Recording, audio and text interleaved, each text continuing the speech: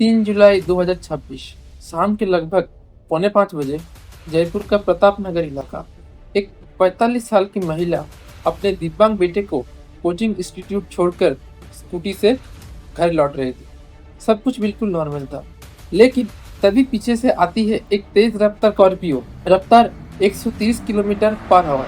बिना किसी ब्रेक या वार्निंग के वो गाड़ी सीधा उनकी स्कूटी को टक्कर मारती है।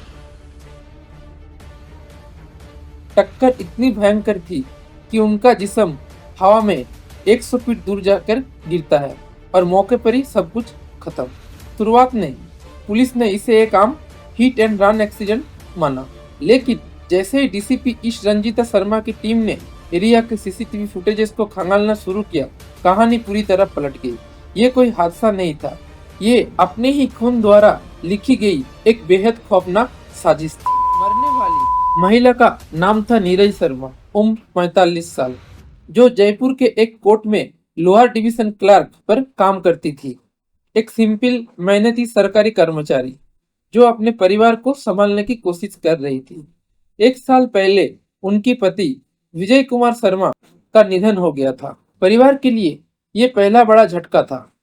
उनके जाने के बाद सरकार के नियम के तहत परिवार को कॉम्पेसिनेट अपॉइंटमेंट दी गई है, यानी किसी सरकारी एम्प्लॉय की नौकरी के दौरान मौत होती है तो उनके परिवार को एक मेंबर को सहारा देने के लिए सरकारी नौकरी दी जाती है। ये सिस्टम देश भर में मौजूद है ताकि अचानक कमाने वाले के चले जाने से परिवार बिखर न जाए। लेकिन पुलिस जांच के मुताबिक इसी नौकरी ने घर के रिश्तों में एक ऐसी दरार डाल दी जिसका कल्पना भी मुश्किल है।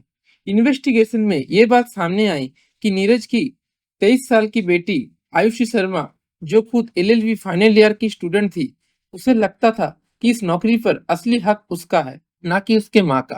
पुलिस का कहना है कि वो अपनी माँ पर लगातार नौकरी छोड़ने की दबाव बनाती रही। इस बात का दबाव महीनों तक चलता रहा। बात सिर्फ नौकरी तक सीमित नहीं थी। नीरज का भाई राकेश कुमार शर्मा, जिन्होंने ही पुलिस में शिकायत दर्ज करवाई थी, उनके मुताबिक पिछले 2 से 3 सालों में फैमिली में प्रॉपर्टी को लेकर भी विवाद चल रहा था। उनका आरोप है कि आयुषी अपनी मां पर घर बेचने का दबाव बनाती थी। एक और चीज जो जांच में सामने आई, आयुषी को कथित तौर पर यह डर था कि प्रॉपर्टी और सरकारी बेनिफिट्स उनके मेंटली चैलेंज छोटे भाई के नाम हो जाएगा।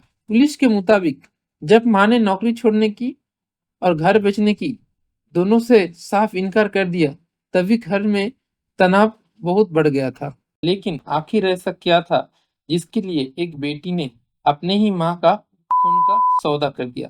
मामा राकेश शर्मा के मुताबिक बात सिर्फ एक एलडीसी नौकरी की नहीं थी। बात थी 22 से 23 करोड़ रुपए की संपत्ति की, जयपुर में करोड़ों का प्रॉपर्टी और एक परमानेंट गवर्नमेंट जॉब। आयुषी और उसका फरार काजिन बलराम की नजर इसी 23 करोड़ की एम्पायर पर थी, जिसके बीच में सिर्फ एक शख्स खड़ा था, उनकी अपनी माँ नीरज शर्मा। पुलिस के मुताबिक नीरज शर्मा को भी पिछले कुछ समय से घर के माहौल में बदलाव महसूस हो रहा था। इन्वेस्टिगेशन के दौरान सामने आया कि उन्होंने अपने भाई से, यानी राकेश शर्मा को भी ये बात बताई थी। पुलिस चार्जशीट की तैयारी के दौरान जो जांच में सामने आई है, उसके मुताबिक घटना वाले दिन हर शख्स का रोल पहले से ही तय था। मोहित शर्मा, पुलिस का आरोप है कि वो नीरज की लाइव लोकेशन बाकी लोगों के साथ शेयर कर रहा था। रोहित जाटव, पुलिस के मुताबिक मोटरसाइकिल पर करीब खड़ा रहकर निगरानी कर रहा था। आकाश शर्मा, जांच के अनुसार खुद स्कॉर्पियो चला रहा था। अरविंद शर्मा, पुलिस के कहना है कि आकाश के साथ गाड़ी में सवार था। पुलिस के मुताबिक जब स्कॉर्पियो ने नीरज को टक्कर मारी, उसके बाद आरोपी कथित तौर पर गाड़ी को वही छोड़कर मोटरसाइकिल से फरार हो गए। इस घटना के पहले जो थार यूज हुआ था, वो भी मौके पर भी छोड़ दी गई थी, जो बाद में पुलिस को मिली। आरोपी ने शायद सोचा था कि एक परफेक्ट क्राइम हो गया है, लेकिन डीसीपी रंजीत शर्मा की टीम की तेज जांच के आगे सब बेकार साबित हुआ। सीसीटीवी फुटेज से लेकर मोबाइल कॉल रिकॉर्ड्स तक पुलिस ने धीरे धीरे पूरी कथित साजिश को जोड़ना शुरू किया। जांच के चलते एक एक करके 7 लोग गिरफ्तार किए गए। आयुषी शर्मा, मोहन स्वरूप, मोहित शर्मा, आकाश शर्मा, अरविंद शर्मा, हेमंत शर्मा और रोहित जाटव। केस की शुरुआती शिकायत खुद नीरज के भाई राकेश कुमार शर्मा ने पुलिस में दर्ज करवाई थी और एक अक्यूज बलराम, उर्फ रवि, जिसे पुलिस मुख्य साजिशकर्ता मानती है, वो अभी भी फरार है। पुलिस की कई टीमें उसकी तलाश में छापे मार रही है। जैसे जैसे इन्वेस्टिगेशन आगे बढ़ी, इस केस ने एक के बाद एक चौंकाने वाले मोड़ लिए, जो अभी भी जांच का हिस्सा है और अदालत में साबित होना बाकी है। फैमिली के वकील एडवोकेट चंद्र प्रकाश शर्मा ने मीडिया के सामने दावा किया कि आयुषी और उसका कजिन बलराम, जिससे पुलिस दूसरा मास्टरमाइंड मानती है, पिछले करीब 1 साल से लिव इन रिलेशनशिप में थे। ये सिर्फ एक एलिगेशन है। पुलिस इस एंगल को भी जांच कर रही है और इससे जुड़े किसी भी तथ्य की पुष्टि कोर्ट में ही होगी। राकेश शर्मा ने एक और बहुत ही गंभीर एलिगेशन लगाया कि आयुषी के पिता विजय शर्मा की पिछले साल हुई मौत की भी दोबारा जांच होनी चाहिए। उनके दावे के अनुसार जब विजय को ब्रेन स्ट्रोक आया, आयुषी और बलराम ने उन्हें एक अनजान हॉस्पिटल में भर्ती कराया और करीब 3 महीने तक फैमिली को सही जानकारी नहीं दी गई। राकेश का कहना है कि जब नीरज पूछती थी तो आयुषी सिर्फ इतना कहती थी, पापा प्राइवेट हॉस्पिटल में इलाज करवा रहे हैं। जब विजय आखिर में घर लाए गए, फैमिली का दावा है कि डॉक्टर्स ने उन्हें बताया कि उनकी काफी ऑर्गन्स काम करना बंद कर चुके हैं। राकेश ने यह भी एलिगेशन लगाया है कि आयुषी ने फीडिंग ट्यूब निकाल दी थी। इसके बारे में अभी तक कोई ऑफिशियल मेडिकल या फॉरेंसिक कंफर्मेशन सामने नहीं आया। ये पूरी तरह राकेश शर्मा की एक एलिगेशन है, जिससे पुलिस ने अपनी जांच का हिस्सा बनाया है। डीसीपी रंजीता शर्मा ने खुद कंफर्म किया है कि पुलिस अब इस केस को सिर्फ नीरज की मौत तक सीमित नहीं मान रही। विजय शर्मा की मौत, कॉम्पेसिनेट अपॉइंटमेंट की पूरी फाइल, प्रॉपर्टी रिकॉर्ड्स और फिनेंशियल ट्रांजैक्शन, सब कुछ दोबारा से जांच होगा। लेकिन एक दूसरा और बिल्कुल उल्टा दावा भी सामने आया है। फैमिली के कुछ लोगों का कहना है कि आयुषी खुद इस पूरी साजिश का मास्टरमाइंड नहीं थी, बल्कि बलराम ने उसे अपने प्रभाव में लेकर इस्तेमाल किया। आयुषी सिर्फ एक मोहरा थी, एक फैमिली मेंबर ने मीडिया को बताया। ये भी अभी तक एलिगेशन है और दो बिल्कुल अलग अलग नैरेटिव्स। आयुषी मास्टरमाइंड है और आयुषी एक मोहरा थी, दोनों ही इस वक्त जांच का हिस्सा है। असलियत क्या है, ये सिर्फ डिटेल इन्वेस्टिगेशन और अदालत में ही तय होगा।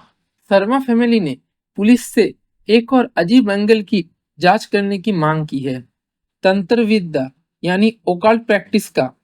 फैमिली का मानना है कि साजिश की प्लानिंग के दौरान कुछ तांत्रिक रिचुअल्स किए गए थे। एडवोकेट चंद्रप्रकाश शर्मा ने प्रॉपर्टी, नौकरी, पर्सनल रिलेशनशिप्स और इस ओकल्ट एंगल सबको जोड़कर एक निष्पक्ष मल्टी एंगल जांच की मांग की है। पुलिस ने इस एंगल को भी अपनी जांच में शामिल किया है, लेकिन अभी तक इससे जुड़े कोई ठोस सबूत सामने नहीं आए। इस केस ने एक ऐसा सवाल भी खड़ा किया है जो सिर्फ एक फैमिली तक सीमित नहीं है। कॉम्पेसिनेट अपॉइंटमेंट स्कीम पूरे भारत में मौजूद है। इसका मकसद है कि अगर कोई सरकारी कर्मचारी अपनी नौकरी के दौरान गुजर जाता है, तो उसके परिवार को अचानक आई आर्थिक मुसीबत से बचाया जा सके। ये एक वेलफेयर स्कीम है जो लाखों फैमिलीज के लिए सहारा बन चुकी है। लेकिन इस केस ने एक नया सवाल खड़ा कर दिया है। क्या कभी कभी यही वेलफेयर स्कीम गलत लोगों के हाथों में एक मोटिव बन सकती है? पुलिस और लीगल एक्सपर्ट्स का कहना है कि ऐसे केसेस बहुत कम हैं, लेकिन जब भी होते हैं, पूरे सिस्टम की जांच पड़ताल की मांग उठती है कि कॉम्पेसिनेट अपॉइंटमेंट देने से पहले फैमिली के अंदर के रिश्तों और विवाद को भी ध्यान में रखा जाना चाहिए। ये केस राजस्थान सरकार और पूरे देश में इस स्कीम को लेकर नए तरीके से सोचने पर मजबूर कर रहा है। फिलहाल केस की करंट सिचुएशन ये है, 7 लोग पुलिस कस्टडी में हैं। आयुषी शर्मा, मोहन स्वरूप, मोहित शर्मा, आकाश शर्मा, अरविंद शर्मा, हेमंत शर्मा और रोहित जाटव। कथित मुख्य साजिशकर्ता बलराम उर्फ रवि अभी भी फरार है। पुलिस विजय शर्मा की मौत को भी दोबारा जांच कर रही है। लिव इन रिलेशनशिप और ओकल्ट एंगल दोनों ही जांच का हिस्सा है, लेकिन अभी तक ऑफिशियली कंफर्म नहीं हुए हैं। चार्जशीट अभी भी फाइल नहीं हुई है। पुलिस पहले सभी सबूतों को पूरी तरह कंफर्म करना चाहती है, जिसमें मोबाइल रिकॉर्ड, सीसीटीवी फुटेजेस और फिनेंशियल ट्रांजैक्शन शामिल है। जब तक कोर्ट में ये सब साबित नहीं हो जाता, सब एक्यूज्ड कानूनी तौर पर निर्दोष माने जाएंगे। ये केस सिर्फ एक लोकल क्राइम स्टोरी नहीं रहा, पूरे राजस्थान में लोगों को हिलाकर रख दिया है और सरकारी वेलफेयर स्कीम्स के मिसयूज को लेकर भी बहस छिड़ गई है।